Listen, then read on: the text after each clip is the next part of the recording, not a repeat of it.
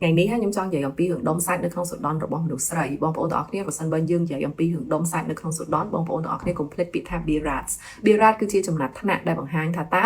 ដុំសាច់នឹងមានការសង្ស័យ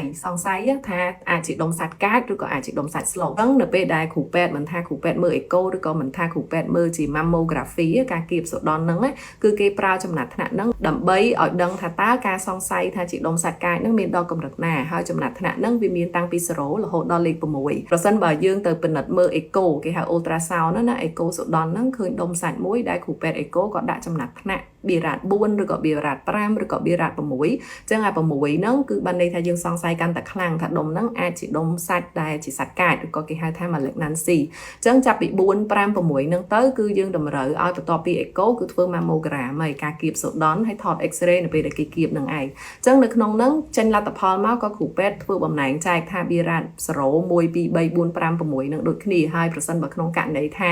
ដល់ Birat 4 Birat 5 Birat 6ហើយជាពិសេសអា5 1 6ហ្មងជំហានបន្ទាប់គឺគេត្រូវធ្វើ tissue diagnosis បានន័យថាគេត្រូវការច្រប់សាច់នៅក្នុងសុដននឹងបន្តិចដើម្បីយកទៅមើលនៅក្នុងករណីខ្លះដែលគ្រូពេទ្យគាត់ទាមទារថាដុំនឹងវាទូចដែរអញ្ចឹងយើងមិនបាច់ច្រប់សាច់ទេយើងឆ្កៀលអាមួយដុំទូចនឹងយកសាច់ទាំងដុំនឹងយកទៅពិនិត្យមើលតែម្ដងហ្នឹងបងប្អូនទាំងអស់គ្នាកុំឲ្យយកច្រឡំថាហេតុអីបានឧទាហរណ៍ថាមិត្តភក្តិខ្ញុំគេមានរឿងអញ្ចឹងដែរគ្រូពេទ្យគ្រាន់តែច្រប់ទេដល់ពេលម្នាក់ទៀតមានរឿងអញ្ចឹងដែរប៉ុន្តែគ្រូពេទ្យឆ្កៀលសាច់ទាំងដុំហ្មងអាហ្នឹងគឺវាអាស្រ័យទៅលើទំហំ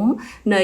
សាច់នឹងតែម្ដងអាស្រ័យទៅលើលទ្ធផលថត scan ផ្សេងឧទាហរណ៍ថាអ្នកខ្លះគាត់មាន lymph node អីនៅនឹងក្លៀកនៅនឹងអីរបស់គាត់អញ្ចឹងទៅអាកម្រិតនៃការសង្ស័យថាសាច់ហ្នឹងគឺជាសាច់កាចហ្នឹងវារៀងឡើងខ្ពស់ជាងអ្នកដទៃហើយមួយទៀតអ្នកដែលគេច្រឡំហ្នឹងគឺគេគិតថាការដែលយើងចោះឬក៏ច្រឹបយកសាច់ហ្នឹងទៅពិនិត្យទៅវាធ្វើឲ្យសាច់ហ្នឹងវារៀលដាលមហារីកជួនកាលសាច់អត់មហារីកផងតែទៅចាក់ទៅមហារីកហើយគំនិតហ្នឹងគឺអត់ត្រូវទេសារតែសាច់ដែលវាមានសន្តានជា malignancy ឬក៏សន្តានជាសាច់កាចឬក៏សាច់មហារីកហ្នឹងគឺវាដុះជាកោសិកានៅក្នុងហ្នឹងហើយទោះបីយើងទៅចាក់ឬក៏យើងមិនទៅចាក់វាក៏ប្រសិនបើវាត្រូវคล้ายជាជំងឺមហារីកវានឹងคล้ายទៅជាជំងឺមហារីកដោយសារតែសន្តានរបស់វាជាដុំសាច់កាចនឹងឯងអញ្ចឹងថ្ងៃនេះខ្ញុំចែកម្លែកខ្លីៗប៉ុណ្ណឹងពាក់ព័ន្ធជាមួយនឹងដុំសុដនប្រសិនបើបងប្អូនទាំងអស់គ្នានៅមានសំណួរឆ្ងល់អីទៀតអាច comment នៅក្នុងវីដេអូរបស់ខ្ញុំបាន